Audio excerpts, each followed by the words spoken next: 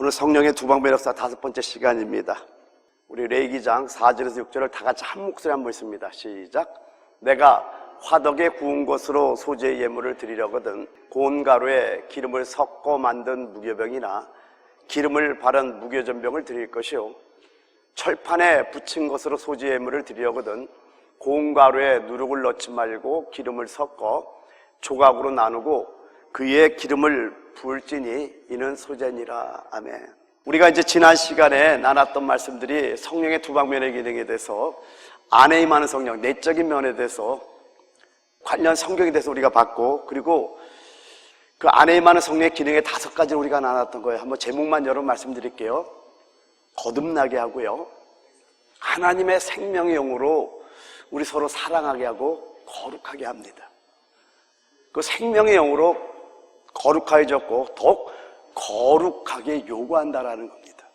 4번째는 하나님과 사람, 성도와 성도끼리 화평케 하는 기능을 하신다라는 거예요. 여러분, 우리가 알 수 있는 게 뭡니까? 화평하게 하는 자는 복이 있나니 저희가 하나님의 아들이라 일컬음을 받을 것이며. 여러분, 우리 교회가 화평케 하는 자를 되기를 원합니다. 먼저는 하나님과 화평하고, 그리고 우리 안에 화평영, 평강영이 충만하게 임할 줄 믿습니다. 5번째는 뭡니까? 진리를 깨닫게 하고 장래를 알게 하신다라는 거예요. 여기까지 우리가 지난 시간에 나누고 제가 한국을 갔던 겁니다. 그리고 이제 6번째 안에 임하는 성령의 기능은 그 열매로 자라가게 하시는데, 오늘은 5가지만 여러분에게 좀 말씀을 나눌 것 같아요. 따라합니다. 그 열매로 자라가게 하신다. 여러분, 여러분의 존재가 어떤 존재였던 걸 여러분 한번 생각해 보셨어요? 여러분, 우리는 이미 죽었던 자들입니다. 원래 죽었던 존재들이에요. 그래서 에베소서 2장 1절에 말씀하기를 그는 허물과 죄로 죽었던 너희를 살리셨도다. 우리는 원래는 허물과 죄로 죽어있던 자들이에요. 그래서 요한복음 5장 24절에 말씀하기를 내가 진실로 진실로 너에게 이르노니 내 말을 듣고 또 나 보내신 이를 믿는 자는 영생을 얻었고 심판에 이르지 않으니 사망에서 생명으로 옮겼느니라. 우리 예수님께서 죽고 부활하신 이후에 사망에서 생명으로 우리는 옮겨졌던 겁니다. 이렇게 사망에서 생명으로 옮겨졌듯이 우리는 계속해서 옮겨지고 넘어가야 되는데, 우리 육체에서 성령으로 넘어가야 되고요, 그리고 율법에서 은혜로 넘어가야 되는 겁니다. 자꾸만 우리는 영적 성장을 통해서 열매로 자라가면서 육체에서 성령으로, 율법에서 은혜로 넘어가는 삶이 되길 예수님을 축원드립니다. 베드로전서 2장 2절에 말씀하기를 갓난 아기들 같이 순전하고 신령한 저들 사모하라. 이는 그로 말미암아 너희로 구원에 이르도록 자라게 하려 함이라. 우리가 이제 예수를 영접하는 그 순간에요, 우리는 하나님의 자녀로 태어난 거예요. 그래서 갓난 아이들 같이라는 건 뭐냐면은 우리가 예수 그리스도의 생명의 그 말씀, 생명의 씨, 그 말씀을 우리가 영접하는 그 순간에, 예수를 나의 구원자로 영접하는 그 순간에 이렇게 하나님의 자녀로 태어났던 겁니다. 그래서 요한복음 1장 12절에도 말씀하죠. 영접하는 자, 곧 그 이름을 믿는 자들에게는 하나님의 자녀가 되는 권세를 줬다고 했듯이, 여러분이 예수를 영접하는 그 순간, 나의 구원자로 믿습니다 하는 그 순간에 하나님의 자녀로 태어난 겁니다. 근데 이걸 결혼의 측면에서 보면은요, 어린 여자아이로 다시 태어난 것과 같습니다. 여러분, 태어났다면 어떻게 되죠? 자라야 되는 겁니다. 그래서 영적으로 어린아이로 이제 우리가 어린 여자아이로 태어났는데, 왜냐면 우주 안에 남자는 누구밖에 없다고요? 하나님 한 분밖에 없는 걸 믿으시기 바랍니다. 그래서 우리는 여자아이로 다 태어난 거예요. 여기 볼 때 남녀가 다 있지만은 우리는 주님의 신부가 되기 위한 여자아이로 태어난 거 여러분 믿으시기 바랍니다. 로마서 8장 15절에서 18절을 보게 되면은 너희는 다시 무수화하는 종의 영을 받지 아니하고 양자의 영을 받았으므로 우리가 아빠 아버지라고 부르짖느니라. 여러분, 여기서 한 가지 반드시 놓치지 말아야 될 것은 우리가 받은 건 양자의 영입니다. 이걸 잘못 해석하면, 하나님의 자녀가 됐다는 걸 잘못 해석하면 예수님도 하나님의 아들, 우리도 하나님의 아들이고 우리가 예수라고 하는 이단이 나왔던 거예요. 여러분, 실질적으로 그게 아니라 우리가 받은 영은 양자의 영을 우리 어답션, 양자의 영으로 받았다고 깨달으시기 바랍니다. 그러니까 너무나 놀라운 것이 뭐냐면 아버지가, 육신의 아버지가 옆에 있음에도 불구하고 기도할 때 하나님 아버지라고 부르는 게 이상하지 않은 것은, 우리가 예수를 영접하는 순간에 하나님의 자녀로 태어난 그 순간 아빠, 아버지라고 부르는 게 이상하지 않은 것은 이미 우리가 양자영을 받았기 때문이라는 거예요. 즉 하나님 자녀로 태어났다는 걸 깨달으시기 바랍니다. 자, 이렇게 부르짖는데 16절, 성령이 친히 우리의 영과 더불어 우리가 하나님의 자녀인 것을 증언하시나니, 증거하시나니. 이 말은 뭡니까? 여러분이 영적으로 잘하면 잘할수록 성령의 보증과 성령의 증거가 더 확실해지는 거예요. 그러니까 처음 구원받을 때, 성령을 받을 때는 이 어두운 방 안에 바늘구멍이 뚫린 것처럼 빛이 쫙 들어올 때 기쁨은 있어요. 근데 그것이 계속 바늘구멍만한 빛만 있다 보면 좀 답답해질 수가 있다는 거예요. 처음에 빛을 볼 때는 바늘구멍만한 빛이라도 엄청난 은혜가 되지만은 이것이 점점 성령의 보증을 통해서 성령이 우리의 영과 더불어 우리가 하나의 자녀인 걸 증거하면 증거할수록 우리 안에 그 보증이 강해지면서 하나님을 부인할 수 없는 단계가 되는 거예요. 저는요, 지금 만약에 예수를 부인하라 그러면 정말 못할 것 같아요. 왜냐하면 보증이 너무나 많거든요. 자, 이런 자들은 어떻게 되는가? 17절, 자녀이면 또한 상속자, 곧 하나님의 상속자요, 그리스도와 함께 한 상속자니 우리가 그와 함께 영광을 받기 위하여 고난도 함께 받아야 할 것이니라. 이걸 믿습니까? 근데 여러분, 왜 고난이 올 때 여러분 불평이 많아지죠? 영광을 못 보기 때문에 그래요. 제가 다시 한번 얘기할게요. 저는 요즘 너무너무 행복해요. 왜냐면 하나님의 안배하심에 대해서 지식의 단계에서 영의 단계로 넘어갔기 때문에 그래요. 그러니까 저에게 닥치는 모든 일들이 하나님의 안배하지 않으면 올 수가 없거든요. 그 제 안에서 지난번에 여러분 말씀드리고 갔지만은요, 에스겔서 36장 26절 말씀이 그냥 지식으로 외울 말씀이 아니라 실질적으로 이루어지는 말씀인 거예요. 언젠가 하나님께서 깊이 타치한 순간부터 그 부드러운 마음이 내 안에서 역사하고 있는 걸 제가 체험하기 시작하는 거예요. 여러분, 이거와 마찬가지로 우리가 그와 함께 영광을 받고요. 그럼 우리에게 영광이 기다린다는 걸 믿습니까? 영광이 있어요? 그렇다면 그걸 아는 자들이라면 고난도 함께 받아야 될 것인 걸 여러분 믿으시기 바랍니다. 그래서 18절 다 같이 시작. 생각하건대 현재의 고난은 장차 우리에게 나타날 영광과 비교할 수 없도다. 그러니까 하나님의 영광에 대한 것을 우리가 정말 안다면은요, 우리가 당하는 고난들을 이길 수 있는 힘이 자연스럽게 생기는 거예요. 내가 고난을 이기겠다고 결단하는 게 아니라 성령의 보증을 통해서 내가 하나님의 자녀이고 하나님의 자녀로서 성령과 계속 협력하면서 우리가 자라가다 보면은요, 반드시 우리에게 오는 게 뭐라고요? 십자가, 고난이 오게 돼 있어요. 사단은 절대로 여러분이 사내아이가 되는 걸 용납하지 않는다니까요. 여러분이 절대로 이기는 자가 되고 용납하지 않는다니까요. 살고 있는 이곳은 사단이 지배하고 있는 사단의 나라예요. 거기서 우리가 하나님의 정권 대사들로서 하나님의 나라의 복음을 증거하는데 사단이 가만히 두겠어요? 그러니까 여러분이 점점점 그리스도의 신부로 성장해 가면 갈수록 사단은 미치는 거예요. 그 이기는 자의 수가 차면 자기가 끝나거든. 어떻게 하든 사단은 우리가 이기는 자가 되는 걸 막는 것이 사단의 일이라는 거예요. 그걸 안다면은 여러분에게 당하는 어떤 고난이 있을 때 그 고난은 왜 있는 것이냐? 영광을 주기에 있다는 걸 여러분 잊지 않게 됐으면 축원드립니다. 할렐루야. 그래서 여러분 이제 하나하나 좀 5가지를 한번 볼 텐데, 그 열매로 자란다는 의미가 뭘까 도대체? 첫 번째, 그 열매로 자라간다는 것은 하나님의 사랑이 우리 안에서 자라감을 의미하는 겁니다. 요한일서 4장 8절을 같이 한번 읽어봐요. 시작.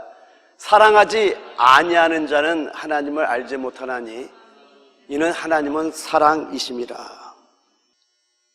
사랑하지 않은 자는 하나님을 알지 못한대요. 왜요? 하나님은 사랑이기 때문에. 그럼 하나님을 안다면 어떻게 되는 거죠? 그분을 사랑하는 겁니다.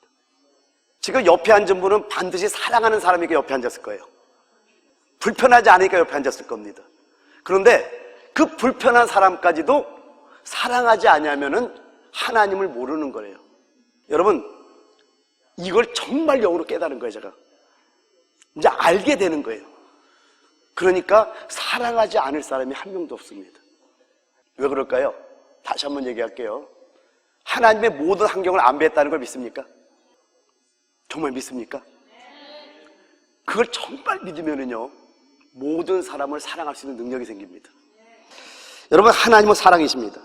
이 말은 사랑은 곧 하나님이란 뜻이 되는 거예요. 그래서 하나님의 사랑이 우리 안에서 자라가는 것이 그 열매로 자라는 겁니다. 여러분, 우리가 아기가 갓 태어나잖아요. 그러면 그 갓 태어난 아기는 아무것도 하지 못합니다. 그렇다 할지라도 그 생명이 바로 사람이라는 거예요. 믿습니까? 그런데 이렇게 아무것도 하지 못하는 아이가 계속해서 자라면서 사람다운 사람, 즉 사람의 생명을 온전히 표현하는 단계로 자란다라는 겁니다. 하늘의 생명도 똑같은 원리라는 거예요. 여러분, 거듭났다 해서 그 순간에 즉시 온전해지는 것은 아니라는 겁니다. 온전한 사람을 이루어야 되는 거예요. 그래서 에베소서 4장 13절에 말씀하기를 우리가 다 하나님의 아들을 믿는 것과 아는 일에 하나가 되어 온전한 사람을 이루어 그리스도의 장성한 분량이 충만한 데까지 이르리니. 무슨 말입니까? 우리 육신의 생명도 이렇게 태어난 아이가 자라면서 사람다운 사람으로 변해갑니다. 즉 사람의 생명을 표현하는 단계로 자라가듯이 에베소 4장 13절 다시 한번 읽어봐요. 시작. 우리가 다 하나님의 아들을 믿는 것과 아는 일에 하나가 되어 온전한 사람을 이루어 그리스도의 장성한 분량이 충만한 데까지 이르니. 그리스도의 장성이 충만한 데까지 우리가 이르도록 자라가야 된다는 겁니다. 이 자라간 모습이 뭐냐면은 사랑이 사람이 되는 겁니다. 실질적으로 사랑이 사람이 되는 거예요. 왜요? 하나님은 사랑이기 때문에 그 사랑이 우리 안에서 자라가는 것이 열매로 자라가는 것이거든요. 그러니까 점점 온전한 사람이 된다는 것은 하나님의 본질, 하나님의 본성이 사랑이기 때문에 그 생명이 우리 안에서 말씀으로 우리가 자라가면 자라갈수록 내가 사랑하지 못한 것 때문에 울게 되는 거예요. 하나님, 어떻게 하면 사랑할 수 있을까요? 기도하게 되는데 신기한 게 뭔지 아세요? 나는 사랑할 수 없다니까요. 저는 제 자신을 너무나 잘 아는 거예요. 누가 날 건들면 혈기를 내고요, 누가 나한테 뭐라 하면 상처받고요, 누가 나한테 속적이라면 좌절되고요, 막 이랬던 저의 모습을 제가 압니다. 근데 신기하죠? 깨닫고 나니까 오히려 그런 모든 것들이 내 얼굴임을 하나님이 가르쳐주는데 어떡하란 말이에요. 아, 이거구나. 그래서 저는 하나님께 지금 기도하는 게 뭔지 아세요? 하나님, 나의 겉사람이 해결되기를 원합니다. 나의 육이 처리되기를 원합니다. 그래서 온전히 하나님의 생명과 성도들에게 전달돼가지고 성도님들이 그 생명고 사랑이거든요. 그 사랑으로 여러분이 온전히 자라갈 수 있도록 기도하게 되는 거예요. 근데 이런 기도를 하나님 기뻐하는 걸 제 안에서 아는 거예요. 왜요? 하나님의 뜻대로 하는 기도이기 때문에.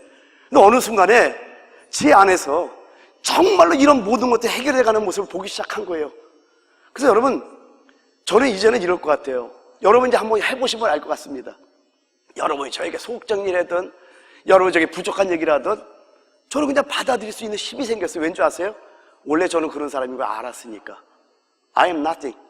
내가 아무것도 아닌 존재임을 아니까 상처받을 게 없더라고요.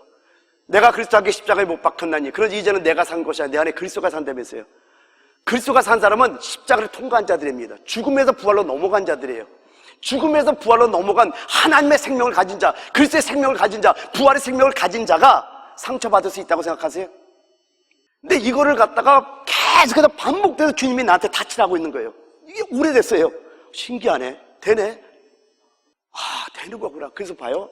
우리가 하나님의 아들을 믿는 것, 믿어야 돼, 먼저. 그 다음에 또요, 알아야 돼요. 믿는 것과 아는 일에 하나가 돼요. 온전한 사람을 이루어 그리스도의 장성한 분량이 충만할 때까지 이르리니. 이게 바로 어떤 모습이냐? 이게 바로 사랑의 사람인 거예요. 아, 그렇구나. 맞네.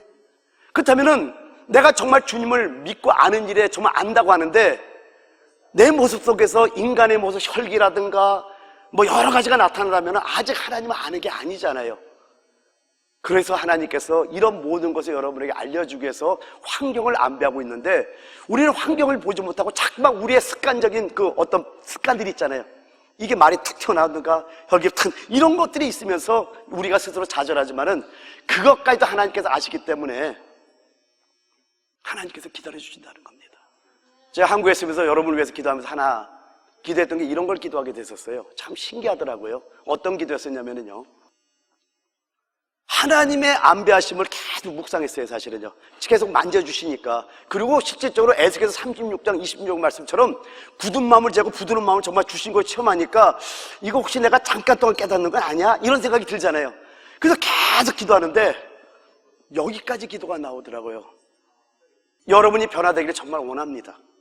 제 중심으로, 진심으로 원해요. 왜요? 제가 워싱턴 배단역에 하나님께서 담임 목사를 세웠다면은 담임 목사로서의 책임이 있다라는 거예요. 책임을 가지고 기도하는데 주님이 주셨던 거예요. 하나님께서 각자 다 다루시고 있잖아요. 그죠? 근데 여기는 잘 따라오고 금방 성장하는 분이 있는가 하면은 아직 잘 따라오지 못하는 분도 있잖아요. 근데 여기에 대해서 내가 답을 얻은 것 같아요. 이번에 오면서. 좀 시간은 더디더라도 하나님께서는 각자의 다 안배하심과 계획하심이 있잖아요. 그죠? 기다려주자. 그러니까 어떻게 되는 줄 아세요? 내가 갑자기 넓어진 것 같은 거예요. 내가 커진 것 같은 거예요. 아, 이게 영성이구나. 기도하면 할수록 하나님께서 이런 마음을 주시는 거예요. 그 제가 할 수 있는 것도 한 가지밖에 없더라고요. 그냥 여러분 살아가는 거예요. 여러분에게 생명 주고 희망 주고 여러분 이걸 위해서 기도해 주시기 바랍니다. 그래서 많은 생각과 많은 기도를 하고 여기로 왔어요. 그냥 한국에 갈 때 그냥 갔다 오는 게 아니에요. 그리고 우리 교회를 어떻게 더 살릴까 하는 생각을 가지고 왔는데 하나님께서 점점 넓은 마음을 주시는데 너무나 감사했던 겁니다. 그래서 저도 그 열매로 자라가는 것 같아요. 여러분도 함께 자라가는 축복이 있기를 예수님을 축원드립니다. 할렐루야. 자, 두 번째요. 그래서 그 열매로 자라가기 하신다는 것을 두 번째로요, 육에서 영으로 점점 옮겨진다는 의미입니다. 여러분, 육에서 영으로 옮겨지면 옮겨질수록 성령의 열매, 즉 사랑의 열매를 맺게 되는 거예요. 갈라디아서 5장 22절 23절에 성령의 열매 중에 제일 처음 나오는 열매가 뭔지 한번 보죠. 오직 성령의 열매는 제일 먼저 뭐가 나오죠? 사랑이 나와요. 사랑과 희락과 화평과 오래 참음과 자비와 양성과 충성과 온유와 절제니 이 같은 것을 금지할 법이 없느니라. 그러니까 성령의 열매를 맺는다는 거, 그 사랑의 열매를 맺는다는 거예요. 그래서 항상 제일 먼저 나온 용어는 너무나 중요하거든요. 근데 성령의 열매는 하나밖에 없는 거 여러분 아시죠? 성령의 열매가 몇 가지 하면 9가지라고 얘기하는 분들이 많아요. 9가지. 근데 저 열매라는 단어는요, 단수입니다. 단수. 그러니까 성령의 열매 안에, 열매 하나의 열매 안에 9가지의 속성이 있는 거예요. 그 중에 제일 먼저 나오는 게 뭐예요? 사랑입니다. 여러분, 성령의 열매는 몇 가지라고요? 한 가지예요. 제가 하나님의 이름에 대해서 성부상 성령이 나오지만은 마태복음 28장 말씀을 드렸지만은 그 이름이 아버지와 아들과 성령의 이름으로 세례를 베풀려고 할 때 그 이름이 오노마라는 단어거든요. 오노마. 근데 오노마라는 단어가 단수거든요. 그럼 이게 누구의 이름이냐라는 거 우리가 생각해 볼 수 있잖아요. 이해가 됐죠? 무슨 말인지. 그러니까 이거와 마찬가지로 성령의 열매가 9가지의 속성으로 나오지만 성령의 열매는 몇 가지다? 한 가지라고 여러분 잊지 마시기 바랍니다. 할렐루야. 그러니까 열매가 자라면 자랄수록 저 9가지 속성들이 더 많이 나오기 시작하는 거예요. 사랑이 더 많이 나타나고 사랑과 희락과 화평과. 근데 제가 얘기했잖아요. 이 같은 것을 금지할 법이 없느니라.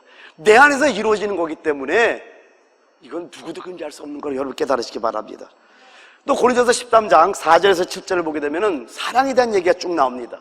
사랑은 오래 참고, 사랑은 온유하며, 시기하지 아니하며, 사랑은 자랑하지 아니하며, 교만하지 아니하며, 무례히 행하지 아니하며, 자기의 유익을 구하지 아니하며, 성내지 아니하며, 악한 것을 생각하지 아니하며, 불의를 기뻐하지 아니하며, 진리와 함께 기뻐하고, 모든 것을 참으며, 모든 것을 믿으며, 모든 것을 바라며, 모든 것을 견디느니라. 사랑은 성내지 아니하며, 헬라어 단어 기억하죠? 뭐죠? 바록시노. 나는 이 단어를 너무 좋아했었어요. 바록시노.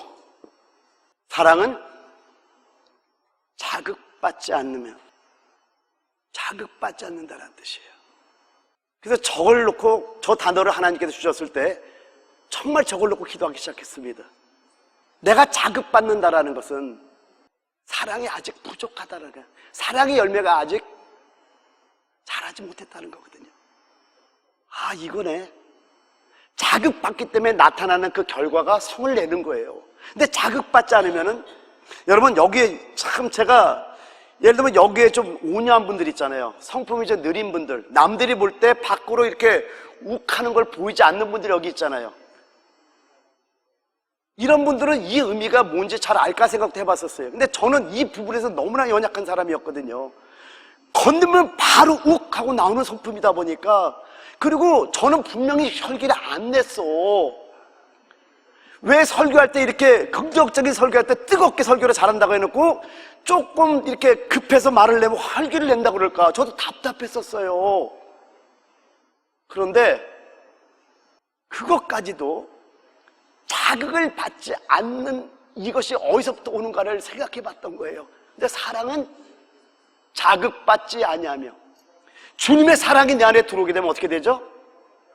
자극이 없게 되는 거예요. 할렐루야! 여러분, 그래서 우리가 잘하면 잘할수록 성령의 열매인데, 그 성령의 열매는 다른 말로 하면 사랑의 열매. 왜요? 하나님이 사랑이기 때문에 그렇다는 겁니다. 여러분, 사랑의 열매가 맺어지면요, 다른 말로 하면은, 이 말은 뭐냐면은, 사랑의 열매가 맺어진다는 건 우리가 주님을 사랑한다라는 거예요. 맞죠? 근데 주님을 사랑하면 사랑으로서 나타나는 게 뭔지 아세요? 형제를 사랑하게 되는 거예요. 아니, 정말 이게 커지는 걸 느끼는 거예요. 제가 한국에 있는 동안에 2주 동안 있으면서 성도들이 이렇게 보고 싶은 건 맞구나, 아, 이게 이거구나 하는 걸 제가 생각해 봤습니다. 기꺼이 희생해서라도 형제들을 얻기 원하게 되는 마음을 그 주님께서 주시는 것 같아요. 어디까지 주시냐면요, 요한일서 3장 16절에 이렇게 말씀합니다. 그가 우리를 위하여 목숨을 버리셨으니 우리가 이로써 사랑을 알고 우리도 형제들을 위하여 목숨을 버리는 것이 마땅하니라. 그러니까 저게 어떤 책임적으로 말씀하는 게 아니라 저렇게 정말 된다라는 겁니다. 여러분, 사도 바울이 자기가 버림을 받을지라도 구원받기를 원하는 그런 마음을 하나님께서 주시잖아요. 모세가 자기 민족을 위해서 자기가 지옥에 갈지라도 자기가 버림받을 그 영혼을 구원해달라는 기도를 하잖아요. 근데 이게 맞는 것이 뭐냐면요, 하나님의 속성이 사랑이기 때문에 그 성령의 열매, 내 안에 성령의 역사가 강해지고 많아지면 많아질수록 그 열매가 나타나지는 것이 뭐냐면은, 내가 희생을 하더라도 기꺼이 형제들에서 내 목숨을 줄 정도의 마음을 주시는 것이 그게 성령의 열매의 역사라는 겁니다. 여러분, 우리에게 이런 마음이 얼마나 있습니까? 이런 걸 통해서 우리가 점검해 보게 되는 겁니다. 근데 여러분, 거듭났다 할지라도 영적으로 육에 속한 자, 즉 그리스도 안에 어린 자로 머물게 되면은요, 또한 거기에 합당한 열매를 맺게 되는데, 그 합당한 열매가 뭐냐면은 고린도서 3장 1절에 3절에 이렇게 말씀합니다.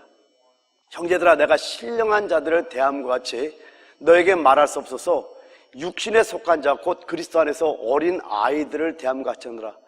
저는 제가 오래전에 이 말씀을 보면서, 아니, 고린도 교회 하면 엄청나게 믿음이 큰 자들로 보이잖아요.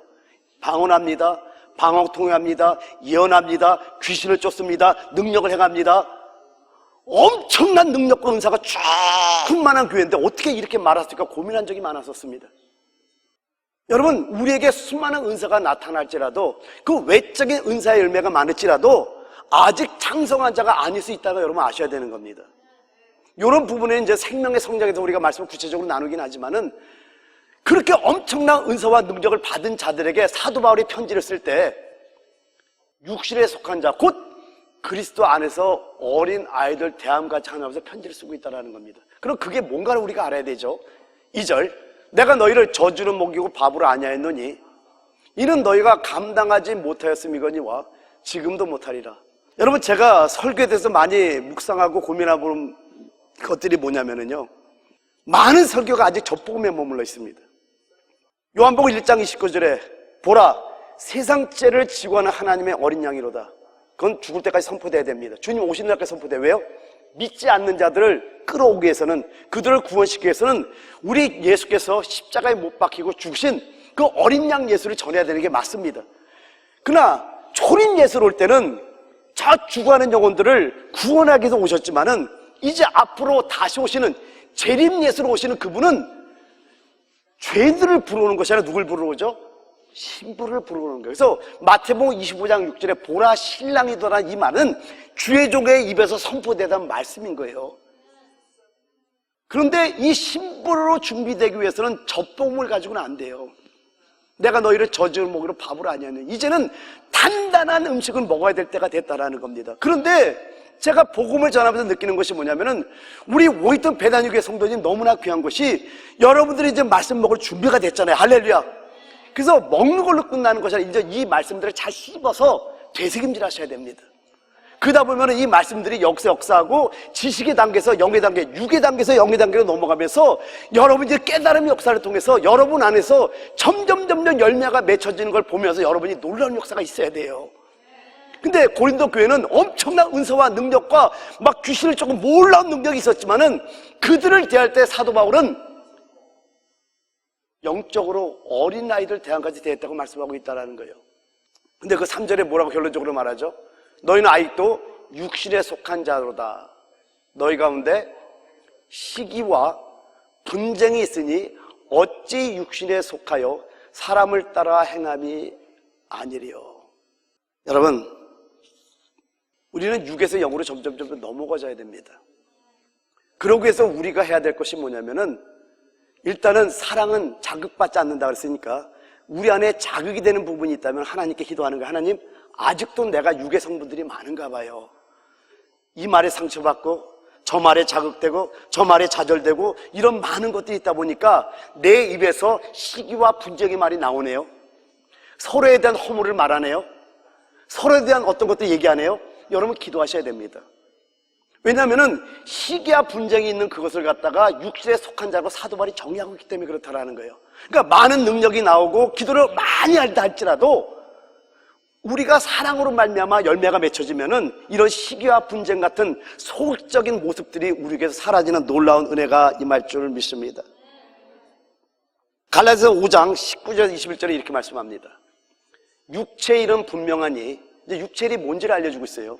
곧 음행과 더러운 것과 호색과 우상숭배와 주술과 원수 맺는 것과 분쟁과 시기와 분냄과 당짓는 것과 부절함과 이단과. 그럼 여기서 몇 가지만 한번 보죠. 여러분 실제로 음행은 안 하겠죠. 근데 마음에 여러분 음행은 어떻게 하라고 있습니까? 더러운 것과 호색과 우상숭배와 주술과 원수 맺는 것과. 여러분 서로 간에 묵혀있는 문제 잘 풀고 있습니까? 그럼 분쟁과 시기와 분냄과 이런 것들이 전부 다 육체이라고 말씀해요. 또 당짓는 것과. 그래서 제가 이런 부분에 대해서 여러분 당연히 목장이 필요합니다. 왜냐하면은 모든 사람이 다 모여서 생명을 교제하기는 어렵습니다. 근데 여러분 이제 금요일이니까 한번 이런 거 질문해 볼게요. 여러분 목장에서는 얼마나 말씀 쉐어가 이루어지고 있습니까? 제가 수도 없이 여러분에게 말씀을 전했는데 여러분 목장에서는 정말 주일날 들은 말씀, 금요일날 들은 말씀을 가지고 얼마나 말씀이 쉐어되고 있습니까? 여러분 부귀라는 게 뭐냐면요, 제가 계속 얘기하잖아요. 교회에서 공급하는 지체가 많은 그 교회는 건강합니다. 근데 공급받는 지체가 많은 그 교회는 무너지게 됐어요. 왜냐면 공급하는 사람은 연약한데 공급받을 지체가 너무나 많다면은 교회는 힘들어질 수밖에 없다라는 거예요. 그래서 여러분 제가 여러분에게 항상 말씀하는 것이 뭐냐면은 제가 어릴 때 얘가 보호를 쳤던 게 뭐냐면은 자매들과 얘기할 때는요 예수 얘기를 먼저 꺼내는 습관이 있었어요. 그러면 그게 울타리가 되더라고요. 무슨 나를 보호하게 되는 거예요. 마찬가지로 여러분의 목장에 모였을 때 누군가가 내가 은혜 받은 말씀이 있으면 그걸 먼저 던지게 되면은요 그 영이 그 목장을 전체 분위기를 만들어 갑니다. 그래서 이런 분위기 속에서 또 이 목장과 이 목장이 또 연합해야 돼요. 또 저 목장과 이 목장이 연합함으로 말미암아 교회에서 우리 입에서 나가야 될 것들은 뭐냐면 생명의 말씀으로 교제하는 것은 너무나 중요하다는 거예요. 왜요? 그 생명만이 여러분을 살리기 때문에 그렇다는 거예요. 근데 한담을 얘기하게 되면은 얘기하기는 좋은데요 굉장히 메말라갑니다. 그래서 어떻게 하든 여기 금요일날 예배를 나오는 분들이 먼저 생명의 충만함을 받고 여러분 생명을 교제하는 여러분들에게서 축원드립니다. 여러분이 이제 우리 교회 안에서 이제 말씀을 암송하는 분들이 많아지고 한 분 한 분이 말씀을 외운다는 얘기를 듣고 너무나 기뻤던 것이 뭐냐면요, 저도 어떤 말씀을 보면서 계속해서 암송을 하려는데 암송이 잘 안 되는 거예요. 근데 암송을 하다 보면 좋은 게 뭐냐면요, 오직 말씀으로 집중하게 되더라고요. 그것처럼 여러분들이 매일매일 삶 속에서 여러분의 삶을 점검하면서 하나님의 말씀을 암송하고 또 매일매일 있는 말씀을 깊이 읽어가면서 여러분이 삶을 살다 보면은 주일날 말씀, 금요일 말씀이 생명으로 들어올 것이고 여러분 목장을 해서 모든 탕진들과 분열과 시기와 모든 것들이 다 떠나가고 축복의 역사가 임할 줄 믿습니다. 근데 왜 그러냐? 21절 다 같이 한번 읽어봐요. 시작. 투기와 술취함과 방탕함과 또 그와 같은 것들이라. 전에 너에게 경계한 것 같이 경계하노니 이런 일을 하는 자들은 하나님의 나라를 유업으로 받지 못할 것이요. 그냥 육체이기 때문에 조심해야 된다 정도가 아니라 왜 우리가 육체를 끊어내야 되냐? 하나님의 나라를 유업으로 받지 못하기 때문에 육체를 여러분 점점점 여러분 제거해 가야 된다라는 거예요. 아멘입니까? 그래서 우리 가운데 맺혀진 열매를 보면은요, 우리가 어린아이인지 장성한 자를 알 수 있게 되는 겁니다. 간단해요. 우리 교회 안에서 육체 열매가 많이 나타나면은 우리 교회는 아직 육에 속한 자, 어린아이가 되는 것이고, 성령의 열매가 많이 나타나면은 우리 교회는 장성한 자로 인정받는 걸 여러분 깨달으시기 바랍니다. 여러분, 우리가 이제 믿음 생활한 지 여러분 얼마나 됐습니까? 여러분, 신앙의 연조가 깊어지면 깊어질수록 여러분 이제 자라가야 됩니다. 신앙이 어리게 되면은요, 마귀의 유혹에 빠지기 쉽고요, 장성하면은 능히 이기게 됩니다. 에베소 4장 13절에 16절에 말씀은 이렇게 말씀합니다. 우리가 다 하나님의 아들을 믿는 것과 아는 일에 하나가 되어 온전한 사람을 이루어 그리스도의 장성한 분량에 충만한 데까지 이르리니, 이는 왜 이래야 되냐? 우리가 이제부터 어린 아이가 되지 아니하여 사람의 속임수와 간사한 유혹에 빠져 온갖 교훈의 풍조에 밀려 요동하지 않게 하려면, 신앙이 어리면은, 즉 영적으로 어린아이가 되면은 사람의 속임수라든가 간사한 유혹에 쉽게 빠지는구나, 온갖 교훈의 풍조에 밀려서 요동하는 자가 되는구나, 이걸 우리가 알 수 있다는 겁니다. 그리고 15절, 오직 사랑 안에서 참된 것을 하여 범사에 그에까지 자랄지라. 그는 머리니 곧 그리스도라. 어디 안에서? 사랑 안에서. 어디 안에서? 사랑 안에서.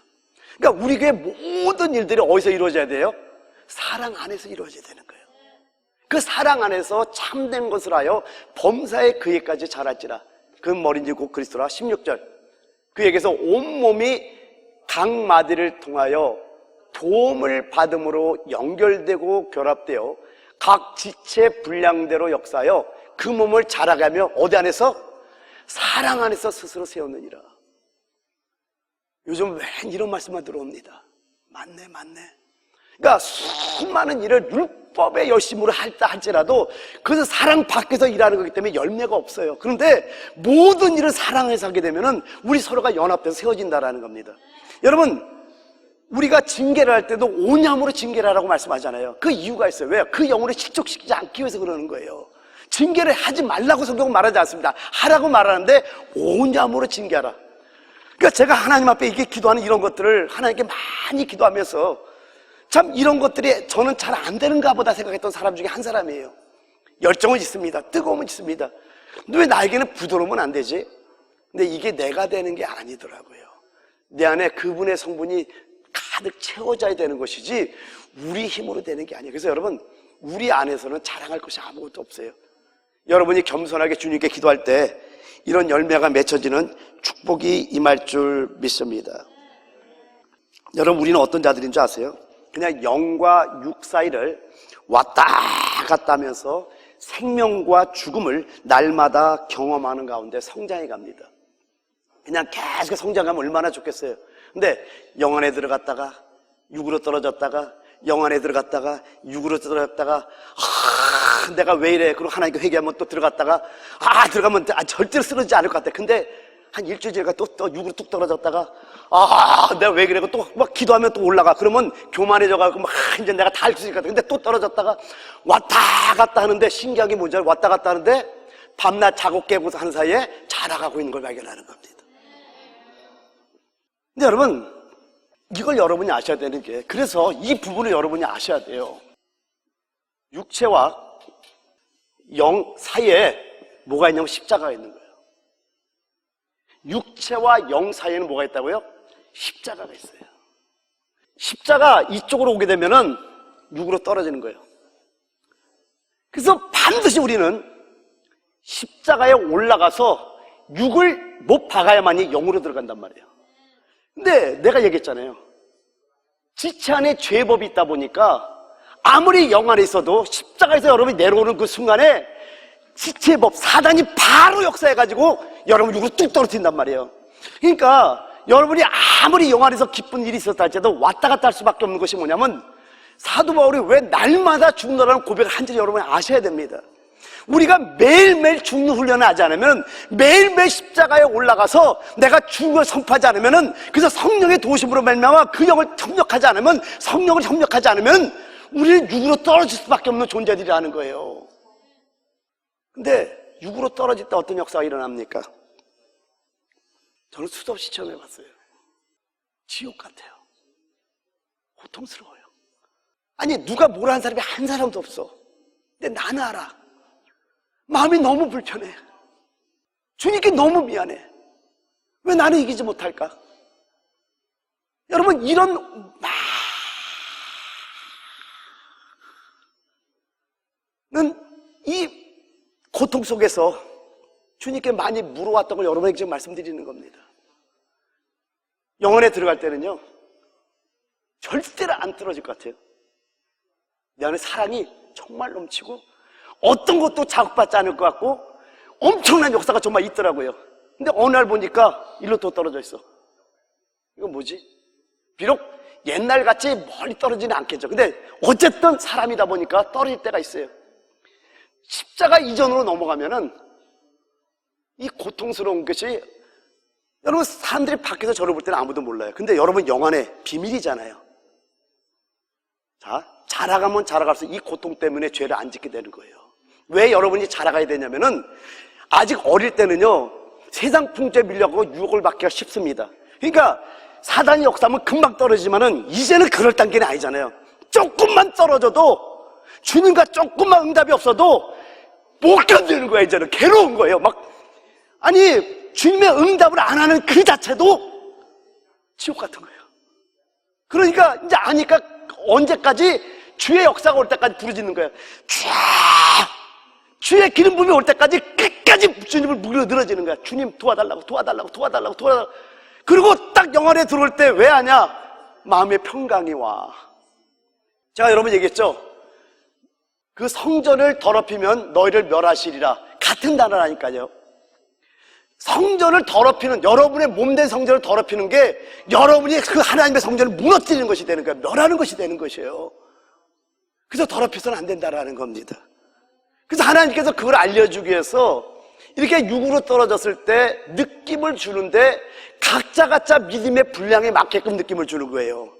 장성한 사람은 장성한 사람답게 조금만 일해도 하나님 그 느낌을 주시지만은, 영이 어린 사람들은 한참을 기다리셔야 돼요. 이걸 제가 여러분을 끌어올리려고 막 여러분과 씨름을 했던 거예요. 근데 이제 깨달은 거예요. 영이 안 되는 사람을 끌어올리는 게 안 되는 거구나. 그래서 하나님의 영이 들어오면서 그 생명의 인도함을 받으면서 그 사랑의 열매가 내 안에 맺혀지면서 그분이 이루시는 것들을 제가 따라가기 시작하는 거예요. 그게 뭐냐면은 기다려주는 걸 깨달은 거예요, 이제.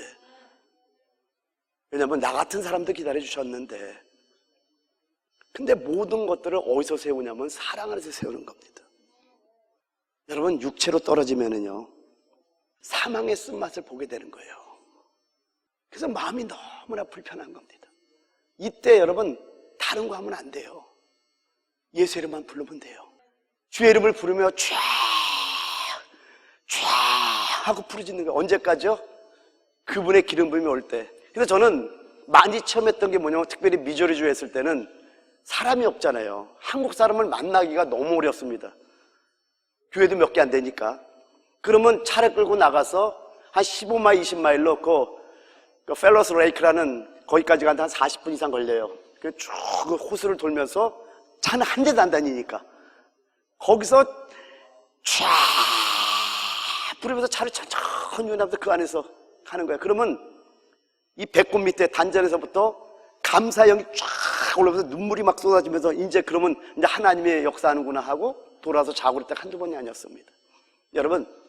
여러분이 사망의 쓴맛을 보게 되는 어떤 그런 느낌이 있다면 그때는요, 기도 제목을 갖고 기도하는 게 아니야. 그냥 예수 이름만 부르면 됩니다. 그래서 다시 회복하는 놀라운 역사가 임하게 돼서 축원드립니다. 그래서 이렇게 부활의 생명으로 다시 하나님과 연합될 때, 주님과 연합될 때 오는 증상이 뭐냐면 이제 생명의 맛을 느끼기 시작하는 겁니다. 은혜가 충만합니다. 사랑이 막 채워지는 역사가 있는 거예요.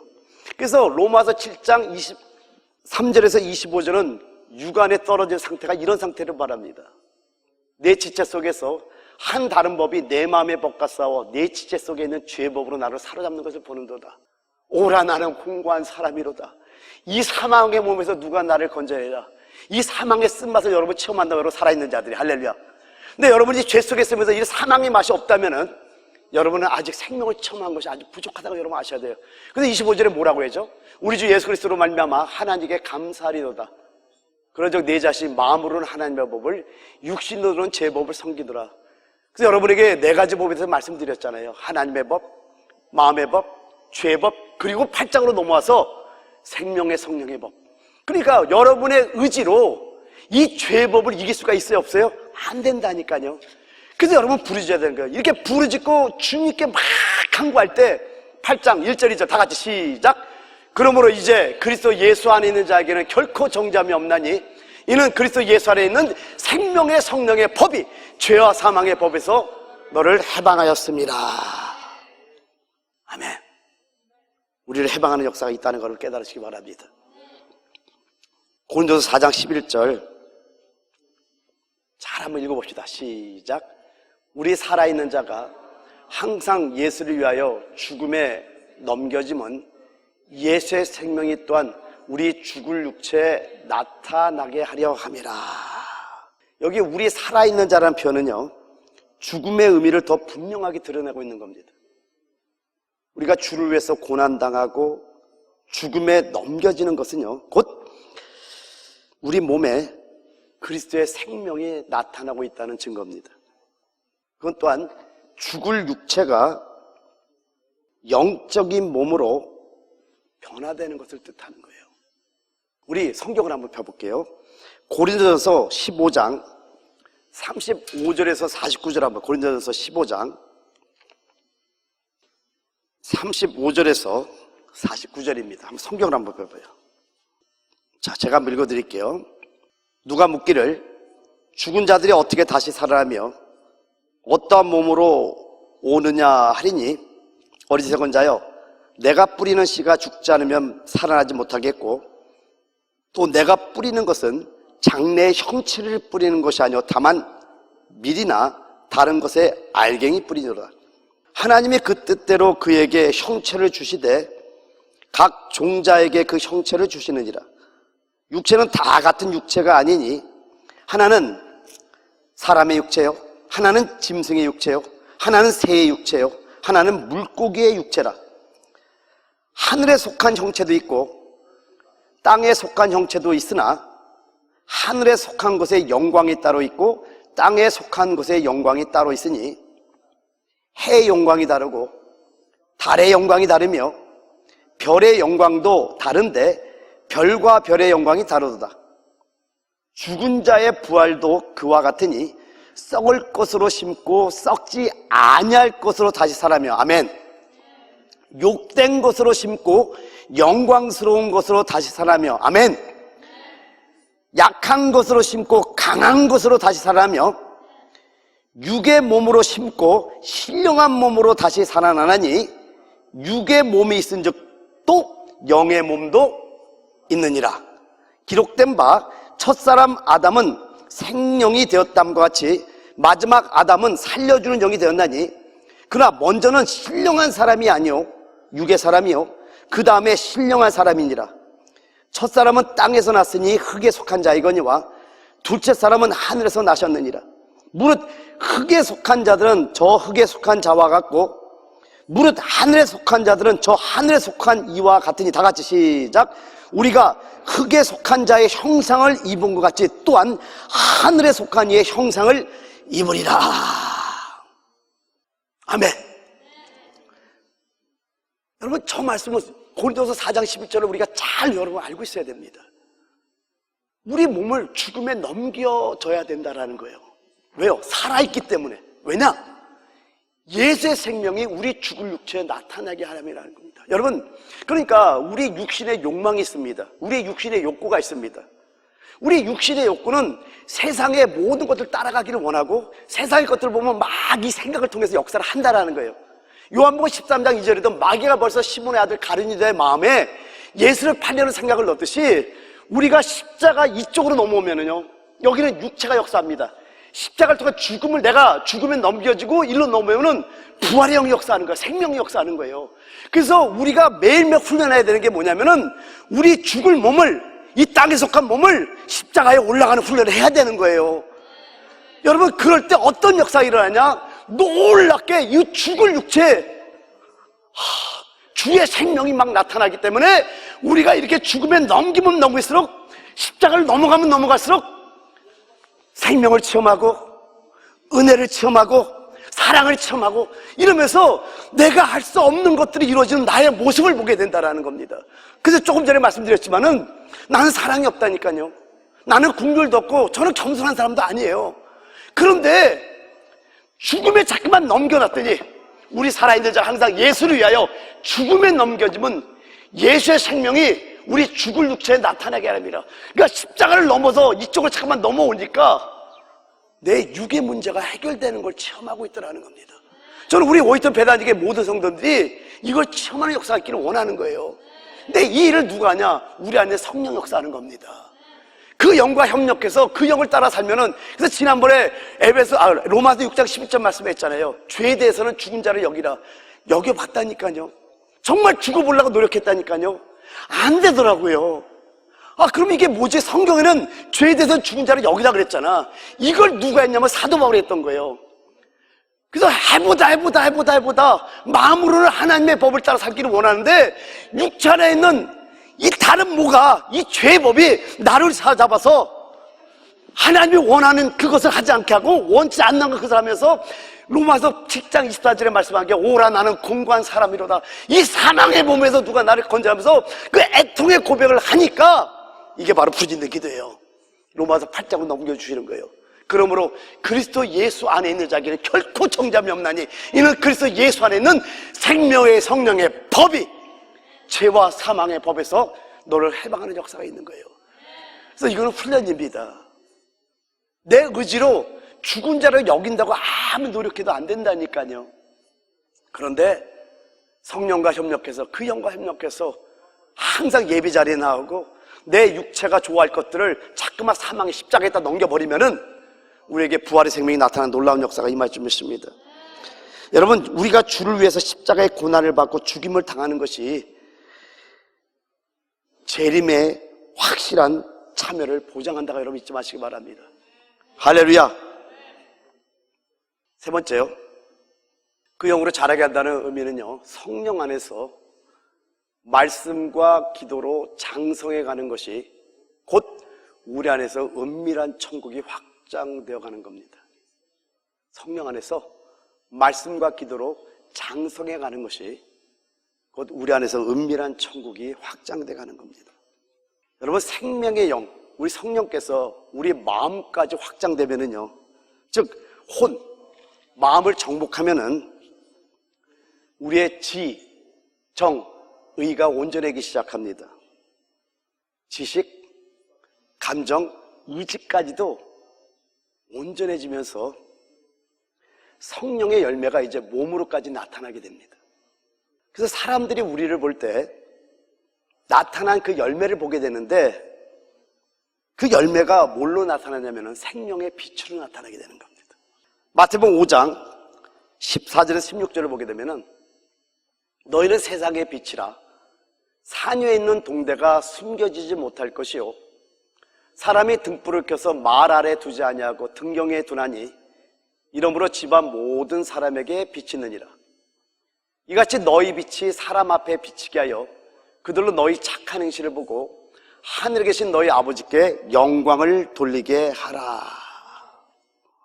여러분, 이 열매의 나타남이 착한 행실인 거예요. 그 착한 행실은 다른 말로 하면 성령의 열매가 나타난 겁니다.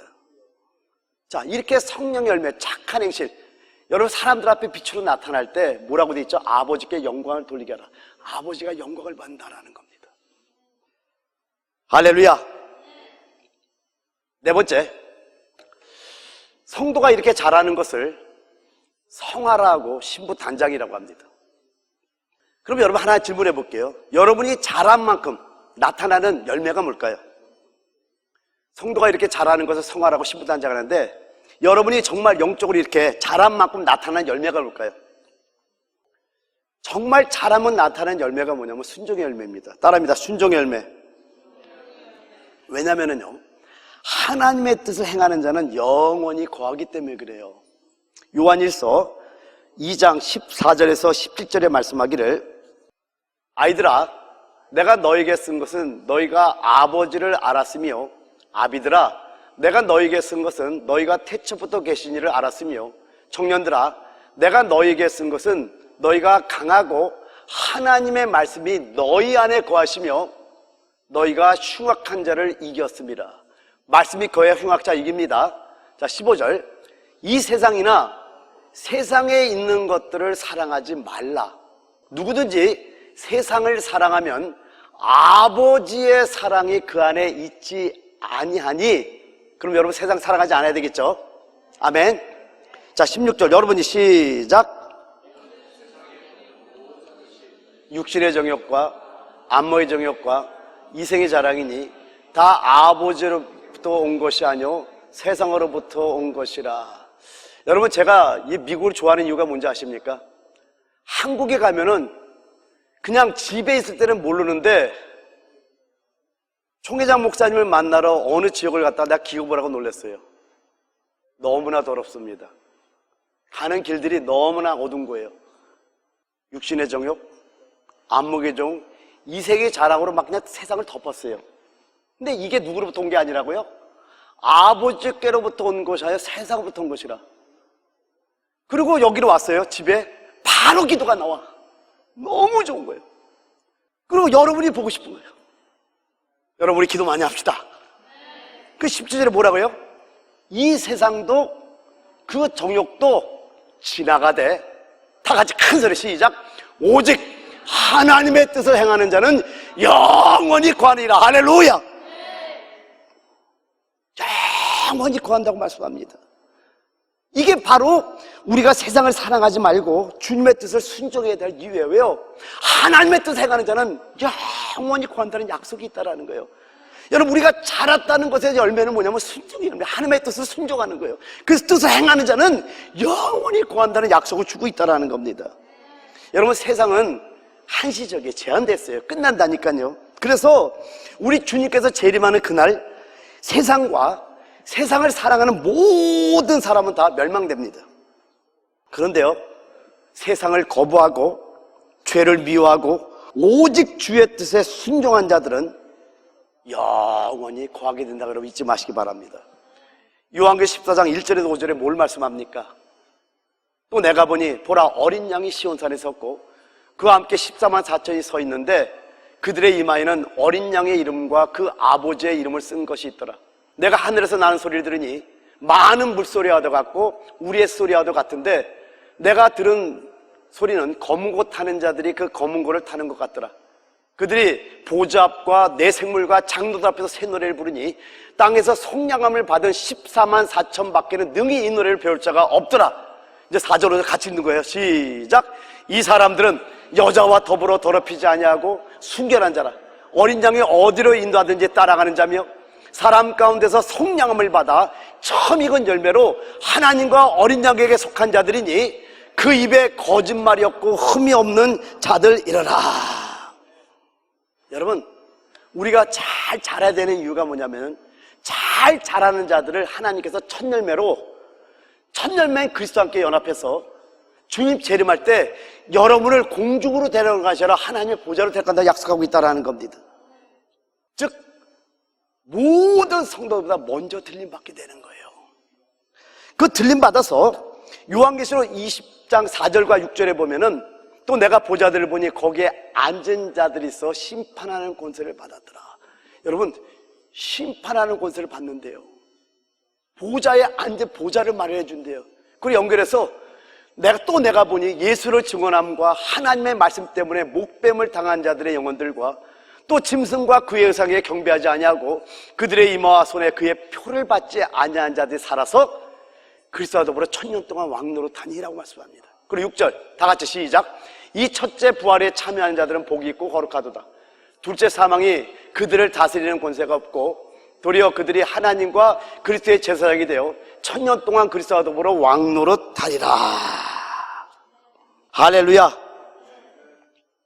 그래서 여러분 하나님의 뜻을 순종하는 순종의 열매가 많이 맺힌 장성한 자들에게서 축원드립니다. 마지막으로 이제 5번째요. 성도는 자란 만큼 주님의 어떠함을 누리게 됩니다. 얼마만큼요? 자란 만큼. 요한복음 15장 7절에 11절을 같이 한번 읽어볼게요. 시작. 너희가 내 안에 거하고 내 말이 너희 안에 거하면 무엇이든지 원하는 대로 구하라. 그리하면 이루리라. 너희가 열매를 많이 맺으면 내 아버지께서 영광을 받으실 것이요 너희는 내 제자가 되리라. 아버지께서 나를 사랑하신 것 같이 나도 너희를 사랑하였으니 나의 사랑 안에 거하라. 내가 아버지의 계명을 지켜 그의 사랑 안에 거하는 것 같이 너희도 내 계명을 지키면 내 사랑 안에 거하리라. 내가 이것을 너에게 이름은 내 기쁨이 너희 안에 있어 너희 기쁨을 충만하게 하려 함이라. 여러분 이거 정말 비밀인데 여러분이 안에 생명을 정말 체험하잖아요. 그 체험한 만큼 천국을 누려요. 엄청난 거예요. 여러분이 안에서 생명을 누린 만큼 천국을 누리는데 이거는 받은 자밖에는 몰라. 그러니까 우리 교회 안에서도요, 그냥 말씀을 노예서 목사 전한 지식의 말씀을 전하는 분들은 변화가 약할 수밖에 없는 거예요. 근데 이 말씀을 정말 믿고 사람의 말로 받지 않고 하나님의 말씀을 받아서 이 말씀이 좀 어눌한 말씀이지만은 정말 생명을 전하려고 노력하니까 이 말씀을 제가 체험된 것들이거든요. 정말 체험해보니까, 생명을 체험해보니까 정말 천국을 누리는 거예요. 정말 천국을 누리는 겁니다. 근데 육적으로 떨어지게 되면은요, 늘 부족함을 느낍니다. 만족이 없어요. 마음이 불편해. 아까도 말씀했잖아요. 육으로 떨어지게 되면은, 그래서 여러분, 왜 여러분에게 불만인 줄 아세요? 아직 영 안에 들어간 게 아니에요. 아직 내적으로 생명을 체험한 게 아니기 때문에 이런 불만이 생기고, 만족이 없고, 마음에 평안함이 없는 겁니다. 마음이 불편한 거예요. 이게 육에 떨어진 자의 모습이라는 겁니다. 그런데 영으로 육을 이기면은요, 이기는 만큼 천국을 누립니다. 근데 쉽지가 않잖아요. 제가 말씀드려요. 영으로 산다는 게 쉬운 게 아니잖아요. 육신의 정욕, 안목의 정욕, 이색의 자랑이 세계를 덮고 있는데 온 세상의 악한 자의 천 여기서 이긴다는 게 쉽습니까? 그래서 지금 오늘 이 자리에 앉아있는 여러분이 너무나 귀하다는 겁니다. 그런데 이긴 만큼, 우리가 영으로 육을 이기면 이긴 만큼 우리 안에서 천국을 누리게 된다는 겁니다. 근데 여기서 우리가 한 가지 놓치지 말아야 될 것은, 안에서 천국을 누리는 이 사람들은 항상 따르는 게 뭐냐면 밖에는 환난과 고난일 수 있다는 걸 여러분 아셔야 된다는 겁니다. 다시 한번 얘기합니다. 사단은 절대로 이기는 자를 용납하지 않습니다. 사단은 이기는 것에서 사내가 태어난 걸 용납하죠. 그래서 입을 벌려, 큰 형이 입을 벌려 사나이가 태어나면 삼키려고 항상 준비하고 있다는 걸 여러분 아셔야 돼요. 오늘 이 시간에 여러분이 말씀을 통해서 만약에 정말 이기는 자가 되는 결단을 하잖아요. 그럼 반드시 여러분이 또 깨달아야 될 것은 뭐냐면은 그 여러분의 이김을 방해하려는 사단이 기다리고 있다는 걸 여러분이 아셔야 된다는 겁니다.